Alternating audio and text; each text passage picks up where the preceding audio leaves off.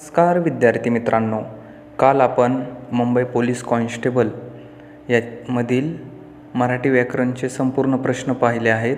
आज आपण सामान्य ज्ञान विषयाचे संपूर्ण प्रश्न पाहणार आहोत. बृहन्मुंबई पोलीस आयुक्तालयामध्ये किती प्रादेशिक पोलीस विभाग आहेत? ऑप्शन क्रमांक सी 5.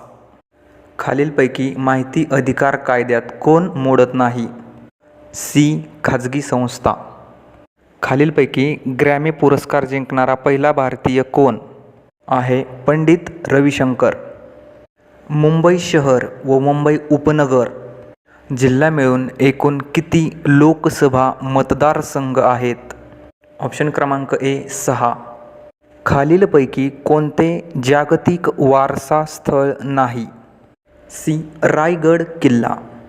NDPS ॲक्टचा फुल फॉर्म काय आहे?